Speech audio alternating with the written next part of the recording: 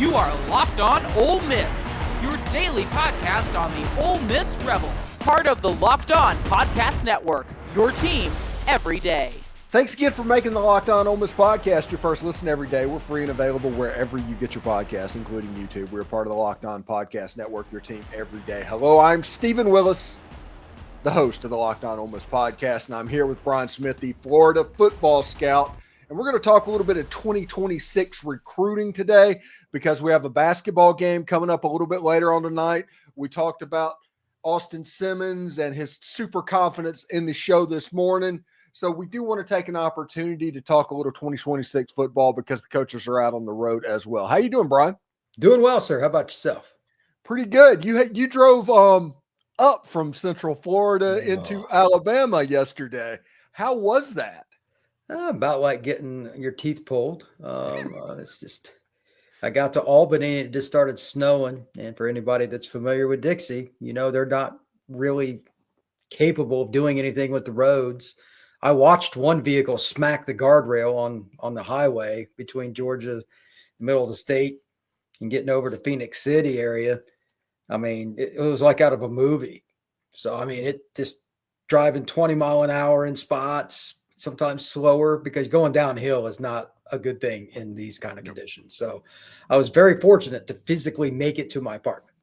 It's bad.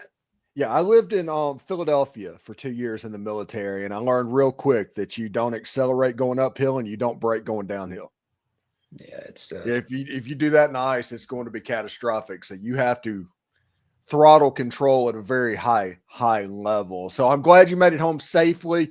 Hey, good for everybody that's on the Gulf Coast. I think Milton, Florida got like 9 inches of snow. New Orleans got like 8 or 9 inches. So this is a once-in-a-lifetime event. And honestly, Brian, it's probably good to see this area being in a news story that isn't about a hurricane.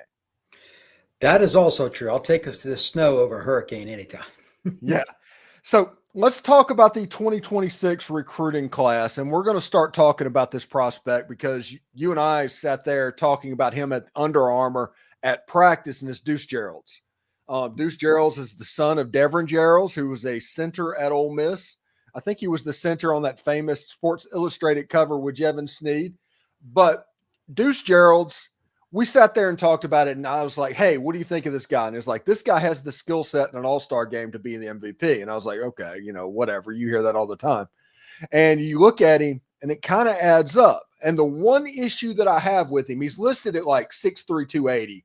And everybody that's watching this needs to realize he's not 6'3", 280. He is probably pushing 6 foot tall. And because of the height, the rankings are going to be a little bit lower. If he was as high as he was listed, their stats were what he was listed, he'd be a top 5 recruit in the entire country. Yeah, he's probably 6'1" if he's that high. Mm-hmm. And Deuce is a guy that penetrates, makes guys look bad in one-on-ones. He just got MVP of the Polynesian Bowl game. He got, I think, 3 sacks or something like that. And these are guys are going to all the SEC and ACC, Big Ten schools, stuff like that. Really good football player. But he can do it as an edge or as a D tackle too. He's a fun guy if you're a D-line coach or a defense coordinator, because you can use him in a multitude of ways. That's cool. And he's also a fun guy to be around. I've interviewed him a few times. Deuce has the ability to talk it up, and he loves football. So he's very familiar with Ole Miss because of his family ties. Obviously, Ole Miss will be a major player as well. He's a little bit too big, in my opinion, to be a rush in a 4-3 scheme. Yeah. But I think he could play on the outside, definitely in a 3-4.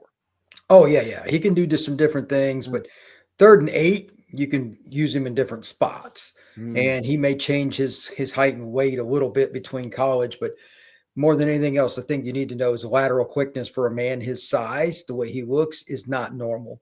He makes the first guy really struggle to get hands on him. And then he gets leverage because he is shorter than the offensive lineman almost every time. So strong as a bull, Deuce Geralds is a player that is going to get to the quarterback more often than not, especially if you make any kind of error with your footwork as an O-lineman, Deuce will make you pay. Yeah, and I spoke with a lot of people around the Under Armour game about Deuce Geralds, and even talked to Deuce a little bit and had an interview with him as well up on the site. But I asked around, I was like, what do you think it would take for Deuce Geralds to commit to Ole Miss? Because I think he really enjoys Randall Joyner and Lane Kiffin and the whole vibe at Ole Miss. And the answer it kept coming around to was Ole Miss needs to prove that they will play high school players. And I didn't think about anything, but Ole Miss has been heavily relying on the transfer portal. And then whenever you're kind of getting these high school players and going after them, it would make sense. And this year, it actually just kind of works out that way. I don't think they were doing anything crazy about it, but you're going to have Santarin Perkins, a high school player, Xavion Harris, a high school player, potentially Cam Franklin, a defensive end, a high school player. The whole defensive line could be Mississippi high school players. That is a great sign because historically, a lot of those kids leave the state. One will go to Arkansas, one will go to Auburn, one will go to LSU. Keeping those kids home because the talent is tremendous. If Lane is able to keep him or keep these kids home, they can still use the portal to accent, but they won't need it to be primary. They needed to do it this past year. That is not in question. But that may not be the case beyond this upcoming season. Like they may not hit the portal for D-line as much because they're starting to get some of the key guys that people like Saban wanted, and they used to leave. They're not anymore. Thanks again for watching the Locked On Ole Miss podcast. When we come back, we're going to talk to Brian about the players that you're going to hear about in the 2026 class and some of the players that might be a candidate for a late riser in this 2026 class as well. So stick around for that. This message is brought to you by Prize Picks, the place to get real money, sports action. With over 10 million members and billions in winnings, Prize Picks has changed the game in daily fantasy sports. Whether it's the playoffs or regular season, Prize Picks has made it easier than ever to win big while enjoying the football action. Now it's playoff time, and there's no better way to get in on that action than with Prize Picks. Here's how it works. Simply pick more or less on at least two players. And if your picks hit, you can win up to 1,000 times your cash. That's right, up to 1,000 times your cash just by making a few simple picks. Last week, I was all about the hot takes. Of course, you know me. I'm always about the hot takes. So last week, I took Lamar Jackson for more than 250 passing yards and Travis Kelce for more than 70 receiving yards.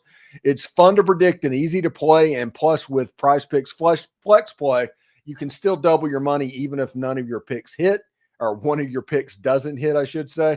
And with the app, you'll get your winnings fast, sometimes as little as 15 minutes. Ready to run your game this football season? Download the app today and use code LOCKEDONCollege, all one word, to get $50 instantly after you play that first $5 lineup. That's right, $50 just for playing. Don't wait. Take your game to the next level with Prize Picks. Prize Picks, run your game. You know, therapy is a game changer. It can help manage stress, improve sleep, and help you communicate more effectively. But finding the right therapist and fitting sessions into a busy schedule can be a challenge. That's where TalkSpace comes in.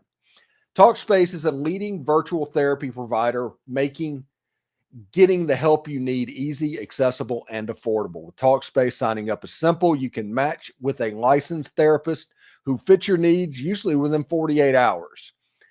It's convenient. You can have your sessions from the comfort of your home and even message your therapist in between appointments. Plus, TalkSpace is covered by many insurance plans. And for the most insured members, there's zero copay. It's never been easier to prioritize mental health. As a listener of this podcast, you'll get $80 off your first month with TalkSpace. And when you go to TalkSpace.com/LockedOnCollege and enter the promo code SPACE80, you can match with a local therapist today. And go to TalkSpace.com/LockedOnCollege, promo code SPACE80, all one word, to get $80 off your first month and show your support for the show. That's TalkSpace.com/LockedOnCollege, promo code SPACE80. All right, Brian, we talked about Deuce Gerald in the first part and going into the 2026 class. We did the quarterbacks last week. Let's just kind of look at some names that we're going to hear repeatedly over this season from 2026 prospects. The player that I think will be discussed more than any other, and a guy that I've got a ton of respect for after this past weekend, I'll explain momentarily, is Tristan Keys, kid out of Hattiesburg High School, probably the number one player in Mississippi for this next recruiting cycle. Elite receiver. He's got length. He can beat you deep, but he's a route runner and a guy that's a thinking man's player too. He knows how to get leverage on guys and make a key play in a critical situation. The reason I'm also so high about him is like he went to the Polynesian Bowl and then he flew Saturday night, 13 hours to South Florida to compete in Battle Miami. I'm like, you got to be kidding me. Like overnight, you could tell he was in a daze, but he was still really nice. I was standing next to John Garcia while he was interviewing him, and he was as happy and as easygoing as he could be. Typical kid from south part of the state of Mississippi, just happy to be there and just wants to be a part of it. Those are the kind of guys you want in your football program. And the talent is ridiculous. I mean, LSU, Bama, Tennessee, and everybody's coming after him in addition to the local program. So that's a kid that Kiffin is probably going to prioritize, I would imagine, more than anybody else. And I know they got several kids coming to junior day and all that stuff, but that would be the kid based on what I just had with the meeting with him. I'm like, this kid's out of this world. That would be my top of the board guy. There's a running back from Chaminade, Madonna. They just got Derek Cooper just got an offer from Ole Miss. Talk about this kid and what type of a player he is. Derek's a top 25 national player. He was also at Battle Miami. He's the rare 6 foot, 205-pound kid that you can put in the slot. I was shocked. Remember Julius Jones had played in the NFL, the Cowboys, and Seahawks. He had a team, and they had Cooper on his team, and I was like, you got to be kidding me. I mean, I've seen him play running back and linebacker, but they don't usually make an impact in 7-on. And he's catching passes, running routes, making guys miss. But when he's in pads, not only does he have tremendous feet in the hole, he will thump you. So he's a true downhill running back. He's got a little Quinchon to him in terms of style, but has more raw speed. He's wherever he wants to go. Georgia and Miami are his first two visits. So that kind of puts things in perspective. Georgia doesn't just randomly recruit running backs. Yeah, I think they recruited as well as anybody. So, and he's a South Florida kid, so Miami's after him, Florida State, everybody. National top 25 player, yes, sir, no, sir, A to B. He will be able to go to any school that he wants. What are other players in the 2026 class that just kind of pops up on your radar? Well, in relation to Ole Miss, the kid that I'm also really curious about is Xavier McDonald out of Morton, Mississippi. Not many kids as good as him wouldn't be the number one receiver in the state, but I'd still take Tristan over him. But about any other year, Xavier would be the number one receiver in Mississippi. 6'3", 165, 170 pounds. Another kid that's just long as all get out, like really long legs, has a chance to fill out, be a 200-pound player. Catches everything. Guy that has top 100 potential, but he'd probably be ranked top 100 by all the major recruiting services. That'll be a battle to keep him in state. He's looking for early playing time. I don't know where he's going to end up. It could be LSU, could be Ole Miss, could be anywhere. That's a great football player. A kid you and I have talked about, Nolan Wilson, the defensive lineman for Picayune. That kid is really talented. I don't know where Ole Miss is with him, but we were just talking about defensive linemen.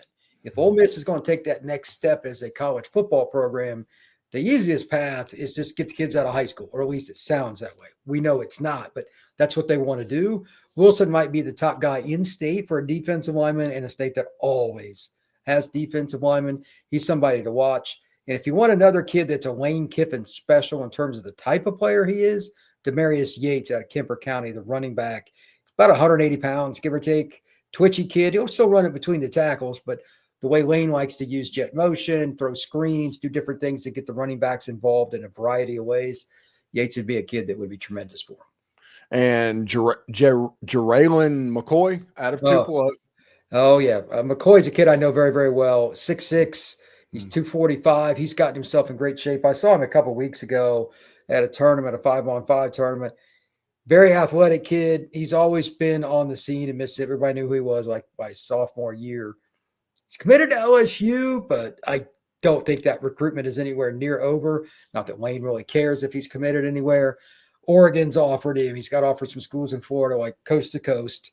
National recruit. That could be the kid that is the most interesting recruitment outside of maybe Tristan Keys in the state, because his variety of schools is just all over the map. That could be really interesting I'm also curious to see if they can get Tylen Wilson on campus a bunch. South Mississippi kids, it's a little different for Ole Miss because it's so far. He's out of Pascagoula. That's a great football prospect. Yeah, McCoy actually visited Ole Miss last weekend. He was on campus. So, yeah. And he said afterwards, I think it was on On3, I forget which recruiting services reported, said McCoy is going to kind of pause his visits because he promised Brian Kelly that he would do that, but Ole Miss got a visit anyway. I think this is probably going to come down to an Ole Miss LSU type deal anyway. Yeah, that wouldn't surprise me at all. All right. Thanks again for making the Locked On Ole Miss podcast your first listen every day. We're free and available wherever you get your podcast, including YouTube. We are part of the Locked On Podcast Network, your team every single day. Brian Smith, the Florida football scout. Anything you want to add, buddy, before you get out of here? There's a receiver that I just want to mention. Ole Miss got it smartly got in on him early. Caden Harris. It's ironic. He's from Hillcrest High School in Tuscaloosa. Alabama's been lukewarm on him. He just had a really good tournament at Battle Miami. Watch out for Caden Harris. All right, Brian Smith. Thank you very much, buddy. Take care.